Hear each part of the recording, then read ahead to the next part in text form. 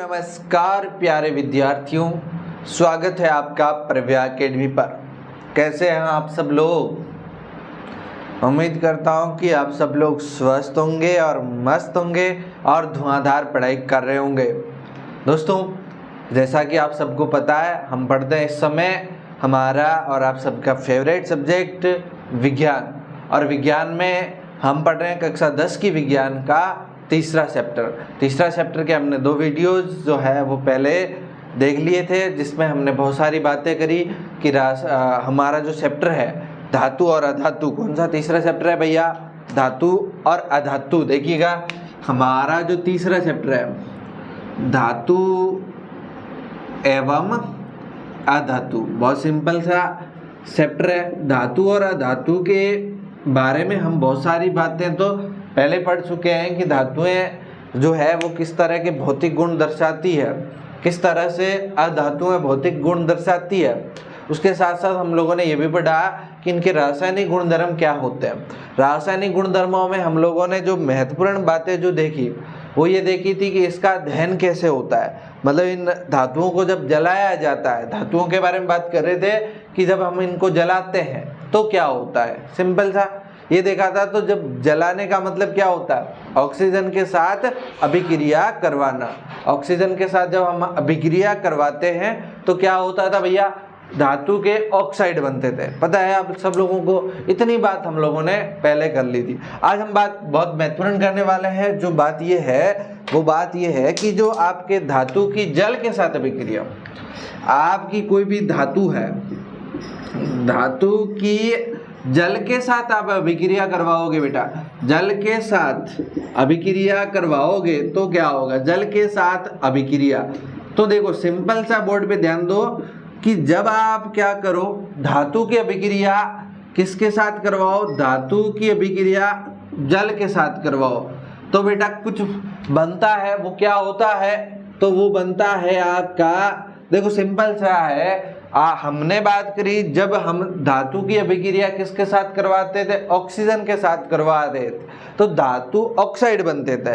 लेकिन यहाँ पर अगर आप जल के साथ अभिक्रिया करवाओगे तो यहाँ पर धातु का ऑक्साइड तो बनेगा ही बनेगा, धातु का ऑक्साइड तो बनेगा ही बनेगा, धातु का ऑक्साइड तो बनेगा ही बनेगा। देखो सिंपल सा है, जल क्या, H2O। जब हम लोग पहले इसकी अभिक्रिया, धातु की अभिक्रिया O के साथ करवाते थे तो धातु का ऑक्साइड बनता था, ठीक है। तो अब बताओ, अब जल के साथ करवाते हैं तो क्या होता है, ये हो तो इस धातु के साथ अभिक्रिया करता है। जब धातु के साथ अभिक्रिया करता है तो ये धातु का ऑक्साइड बनाता है। तो बताओ बेटा, पीछे क्या रहा, हाइड्रोजन, तो ये पीछे और क्या बनाएगा, हाइड्रोजन बनाएगा। सिंपल सी बात है, तो ये हाइड्रोजन गैस बनाएगा, सिंपल। जब आप धातु की अभिक्रिया जल से करवाओगे तो आपका धातु ऑक्साइड बनेगा और क्या बनेगा, हाइड्रोजन बनेगा। कैसे बनेगा, जैसे आपको याद रखना, क्या रटने की जरूरत है नहीं, आप याद क्या रखो, जल का सूत्र क्या, H2O की अभिक्रिया करवा रहे हैं। तो इससे पहले हमने दहन करवाया, यानी कि ऑक्सीजन की अभिक्रिया करवाई। जब ऑक्सीजन की अभिक्रिया करवाई तो हमारा ऑक्सीजन किसके साथ जुड़ा, धातु के साथ जुड़ा, तो हमारा क्या बनाया, धातु ऑक्साइड बनाया। अब ऑक्सीजन ही, जल का ऑक्सीजन भी ऐसे ही धातु के साथ जुड़ता है और ऑक्सीजन धातु का ऑक्साइड बनाता है, लेकिन हाइड्रोजन रह जाता है तो ये हाइड्रोजन अलग हो जाता है, हाइड्रोजन गैस के रूप में।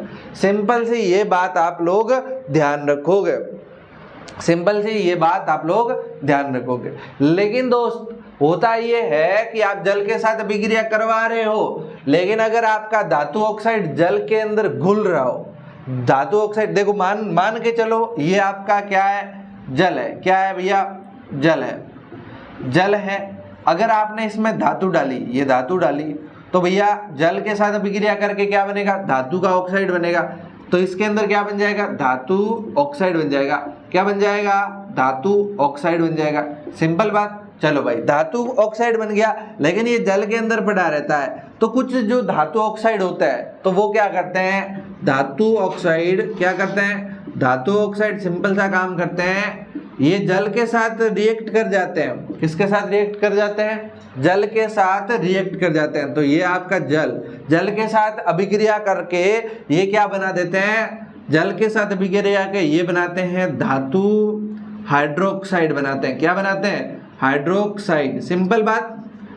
जब क्या हो, जब आप धातु की जल के साथ अभिक्रिया करवाओगे तो धातु का ऑक्साइड बनेगा, या आप समझ लो धातु ऑक्साइड बनेगा और हाइड्रोजन गैस बनेगी। लेकिन ये धातु ऑक्साइड अगर पानी में ही पड़ा रहेगा तो कुछ, ध्यान रखना ये सारे नहीं, कुछ धातु ऑक्साइड क्या करते हैं? जल के साथ घुलते हैं। तो ये जल के साथ अभिक्रिया करके क्या बनाएंगे? धातु हाइड्रोक्साइड बनाएंगे। कौन से बनाएंगे धातु ऑक्साइड? जो जल में क्या हो? घुलनशील हो। कुछ कौन से? घुलनशील। किसमें घुलनशील होने चाहिए भैया? जल के अंदर। सिंपल बात है। ये दो बातें आप लोग यहाँ से समझते हो तो आपको सारी की सारी अभिक्रियाएं समझ में आ जाएगी। देखो, धातु और जल दोनों आपस में अभिक्रिया करके क्या बनाते हैं? धातु का ऑक्साइड बनाते हैं और हाइड्रोजन गैस बनाते हैं। लेकिन कुछ जो धातु के ऑक्साइड होते हैं ना, कुछ धातु के ऑक्साइड जो होते हैं वो क्या होते हैं? जल में घुलनशील होते हैं। तो वो जल में घुल करके धातु हाइड्रोक्साइड बनाते हैं। ये दो बातें आप ध्यान रखोगे तो सारी की सारी जो रामायण है, इस जल और धातु की जो कहानी है, आप लोगों को समझ में आ जाएगी। देखो भाई, अब देखो, सारी की सारी धातुएं जो है ना, जल के साथ अलग अलग दर से अभिक्रिया करती है। मैंने आपको पहले भी बताया कि सारी की सारी धातुएं, जितने भी तत्व है, इनकी सबकी क्या जो अभिक्रिया करने की दर है वो अलग अलग होती है। तो इनकी भी अलग अलग है। देखो, सबसे पहले आपका एक नाम ध्यान रखना, आप इसको मिटा दूं मैं, इसका एक नाम आप ध्यान रखना। क्या? सोडियम। आप लोगों ने नाम सुना होगा। क्या नाम सुना होगा भैया? सोडियम। और एक नाम ध्यान रखना, पोटेशियम। सोडियम और पोटेशियम की दो बातें आप लोग ध्यान रखना। धातु ये मिटाना नहीं था भाई। सोडियम और पोटेशियम, सोडियम और पोटेशियम दो ध्यान रखेंगे। पोटेशियम का प्रतीक बताओ बेटा, प्रतीक क्या होता है? कमेंट करके फटाफट बता देना। सोडियम का भी बताओ। ये दो जो है, दो धातुएं हैं, ये जल के साथ रिएक्ट कैसे करती है? देखो, ये कुछ नहीं करती, जल के साथ रिएक्ट करती है तो ये बहुत तेज गति से करती है, बहुत तेज गति से करती है।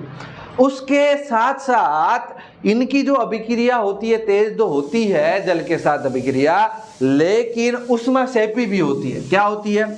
अत्यंत उष्मा उत्सर्जित करती है। उष्माक्षेपी अभिक्रिया हम लोगों ने पहले चैप्टर में पढ़ी होगी कि जब कोई अभिक्रिया होती है और उसके साथ साथ उष्मा बाहर निकलती है या उत्सर्जित होती है तो वो अभिक्रिया उष्माक्षेपी कहलाती है। तो आपकी पोटेशियम या सोडियम को जब आप जल के साथ रिएक्ट करवाते हो तो ये तेज गति से अभिक्रिया होती है और ये क्या करती है? उष्माक्षेपी होती है, यानी कि उष्मा को बाहर निकालती है। और इतनी तेज और उष्मा को इतना ज्यादा निकालती है तो होता ये है, आपको पता है, सोडियम या किसी भी आपका सोडियम या कोई भी पोटेशियम ले लो, मान लो ये आपका पोटेशियम का प्रतीक क्या है? के है। क्या है? के। और सोडियम का प्रतीक क्या भैया? Na। ठीक है ना, ध्यान रखेंगे। जब मान लो आप लोगों ने के यानी कि पोटेशियम के साथ आपने क्या करवाया? H2O की रिएक्शन करवाई तो आपको पता है क्या बनेगा भैया? क्या बनेगा? पोटेशियम का ऑक्साइड बनता है। क्या बनता है? पोटेशियम का ऑक्साइड बनता है। पोटेशियम का ऑक्साइड बनता है और हाइड्रोजन गैस बनती है। पोटेशियम का ऑक्साइड बनता है और हाइड्रोजन गैस बनती है। लेकिन ध्यान रखना, पोटेशियम का ऑक्साइड मैंने आपको बताया था जो जल में घुलनशील होता है। पोटेशियम ऑक्साइड जो होता है वो जल में घुलनशील होता है। पोटेशियम का ऑक्साइड जो होता है ये जल में क्या होता है? घुलनशील होता है। तो जल में घुल जाएगा तो ये क्या बनाएगा? धातु ऑक्साइड जब जल में घुलते हैं, धातु ऑक्साइड जब जल में घुलते हैं तो पता है क्या बनाते हैं? तो ये वापस क्या बनाते हैं? धातु हाइड्रोक्साइड बनाते हैं। क्या बनाते हैं? धातु हाइड्रोक्साइड। क्या बनाते हैं, धातु हाइड्रोक्साइड। तो यहाँ पर ये क्या करता है, पोटेशियम जब जल के साथ अभिक्रिया करता है तो ये क्या बनाता है, पोटेशियम ऑक्साइड बनाता है, और पोटेशियम ऑक्साइड फिर जल के साथ अभिक्रिया करता है तो पोटेशियम का हाइड्रोक्साइड बनता है, पोटेशियम हाइड्रोक्साइड बन गया। पोटेशियम हाइड्रोक्साइड बनता है और आपको कौन सी गैस निकलेगी, आपको पता ही है, हाइड्रोजन निकलेगी। हाइड्रोजन गैस निकली और आपको पता है तेज उष्मा निकलती है। क्या निकलती है, तेज उष्मा या उष्मा निकलती है, सिंपल सा, अत्यधिक उष्मा निकलती है, ध्यान रखना। तो ये उष्मा निकली। पोटेशियम जब जल के साथ रिएक्ट करता है तो पोटेशियम ऑक्साइड बनाता है, ध्यान रखना, क्या बनाता है, पोटेशियम ऑक्साइड बनाता है, पोटेशियम ऑक्साइड। यहाँ से ये दोनों मिलकर के क्या बनाते हैं, K2O बनाते हैं, लेकिन ये जल के साथ रिएक्ट करते हैं, फिर करते हैं तो ये पोटेशियम हाइड्रोक्साइड बन जाता है। और आपको पता है भैया ये दोनों मिल करके ये K2O भी बनाएंगे, यानी कि पोटेशियम का ऑक्साइड भी बनाएंगे, साथ साथ में हाइड्रोजन गैस भी जोड़ेंगे, और ये हाइड्रोजन गैस जो है ये बाहर निकलती है। तो ये उष्मा बाहर निकलती है, तो उष्मा इतनी बाहर निकलती है कि ये हाइड्रोजन गैस को प्रज्वलित कर देती है, जला देती है। हाइड्रोजन गैस को क्या करती है, जला देती है। हाइड्रोजन गैस जलने लगती है। इसीलिए क्या होगा, जब आप पोटेशियम या सोडियम को जल के साथ अभिक्रिया करवाओगे तो एकदम हाइड्रोजन गैस जलना शुरू हो जाएगी। और आपको पता है हाइड्रोजन गैस किस ध्वनि के साथ जलती है भैया, ये फट फट की ध्वनि के साथ जलती है, फट फट की ध्वनि के साथ जलती है। ये बात आप लोगों को पता ही है। तो होता ये है कि जब आप पोटेशियम या सोडियम की जल के साथ अभिक्रिया करवाओगे तो पोटेशियम का पोटेशियम हाइड्रोक्साइड बनेगा और सोडियम का क्या बनेगा, सोडियम हाइड्रोक्साइड बनेगा। साथ में हाइड्रोजन गैस निकलेगी और तेज गति से अभिक्रिया होती है और उष्मा सेपी होती है, उष्मा सेपी होती है। इतनी उष्मा निकलती है कि ये हाइड्रोजन जैसे ही बाहर निकलती है इसको जला देती है। उष्मा क्या करती है, उष्मा इसको जला देती है और ये हाइड्रोजन जलने लगता है। और क्या करने लगता है, जलने लगता है। इसलिए धमाका भी हो जाता है, इसलिए धमाका भी हो जाता है। तो ये बात आप लोगों को समझ में आई। देखो भैया ये जो रिएक्शन हम लोगों ने लिखी ये दोबारा से लिख करके आप लोग संतुलित करोगे, आप लोग संतुलित करोगे। इसी तरह से आपकी सोडियम की भी होती है, इसी तरह से सोडियम की होती है क्या, Na सोडियम प्लस H2O, तो क्या बनेगा, सोडियम का ऑक्साइड बनता है और वो वापस जल के साथ विक्रिया करके सोडियम हाइड्रोक्साइड बनाता है, प्लस क्या बनाता है, H2 गैस, प्लस क्या बनाता है, उष्मा। ये सिंपल सी बात आप लोगों को ध्यान रखनी है, ठीक है। चलो ये तो अभी धातुओं की जल के साथ अभिक्रिया खत्म थोड़ी हुई है, अभी तो दो धातुओं को लिखा हम लोगों ने, ठीक है ना। अच्छा बेटा ये जो नोट्स है इसके हम नोट्स भी प्रोवाइड करवा रहे हैं, वो हमारे प्रव्या एकेडमी के एप्लीकेशन पे हैं, ठीक है। उसके साथ साथ दोस्तों आपको पता है क्या करना होता है, चैनल पर नए होते हो ना तो सब्सक्राइब करके जाना होता है और अपने दोस्तों के साथ शेयर करना होता है, ताकि क्या होगा, आपके दोस्त का भी भला हो जाएगा, वो भी पढ़ लेगा, है ना। चलो भाई अब बात करते हैं अपन जल की कैल्शियम के साथ अभिक्रिया। देखो भाई कैल्शियम की बात करते हैं ना अपन, तो कैल्शियम के साथ अभिक्रिया इनकी क्या होती है। देखो कैल्शियम का प्रतीक क्या होता है भैया, Ca, क्या होता है, Ca। तो देखो कैल्शियम के साथ अभिक्रिया होती है लेकिन थोड़ी धीरे धीरे होती है, थोड़ी होती है ना, थोड़ी धीरे धीरे होती है। सिंपल सा है, जल के साथ कैल्शियम की अभिक्रिया होती है लेकिन थोड़ी धीरे होती है। देखो भाई कैल्शियम Ca प्लस H2O की अभिक्रिया करवाओगे तो देखो भाई तो क्या बनेगा, कैल्शियम का ऑक्साइड बनेगा, लेकिन कैल्शियम का ऑक्साइड बनेगा वो वापस जल से अभिक्रिया करेगा और कैल्शियम हाइड्रोक्साइड बना देगा, कैल्शियम हाइड्रोक्साइड बना देगा और H2 गैस बना देगा। सिंपल बात, कैल्शियम जल के साथ अभिक्रिया करता है तो ये दोनों अभिक्रिया करके क्या बनाते हैं, कैल्शियम ऑक्साइड बनाते हैं। क्या बनाते हैं, कैल्शियम ऑक्साइड Ca2O, ये कैल्शियम ऑक्साइड बनाते हैं। और क्या वापस ये कैल्शियम ऑक्साइड जल के साथ अभिक्रिया करता है तो ये बनता है, क्या बनता है, कैल्शियम हाइड्रोक्साइड, ठीक है ना। ये Ca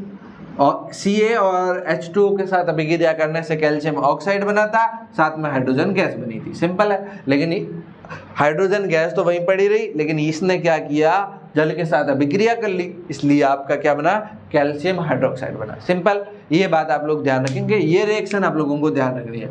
दूसरी बात, जैसे मान लो आप ये कोई पानी है और इसमें आपने क्या डाला, Ca, कैल्शियम डाला, पानी में कैल्शियम डाला तो यह अभिक्रिया करके हाइड्रोक्साइड तो बनाएगा ही बनाएगा। मान लो ये कोई कैल्शियम की आपने कोई नली डाली, यहाँ कैल्शियम का टुकड़ा डाला हुआ, तो होगा ये, जब आप ये जल में डालोगे तो ये रिएक्शन करके कैल्शियम हाइड्रोक्साइड बना देगा। कैल्शियम हाइड्रोक्साइड बनाया और हाइड्रोजन गैस निकली, तो ये हाइड्रोजन गैस के बुलबुले इसके पास सिप जाते हैं, इसके पास सिपक जाते हैं। इस पूरे कैल्शियम के पास सिपकने से क्या होगा, ये कैल्शियम तैरने लगेगा। क्या लगेगा, कैल्शियम तैरने लगेगा। सिंपल सी बात, ये भी ध्यान रखिएगा।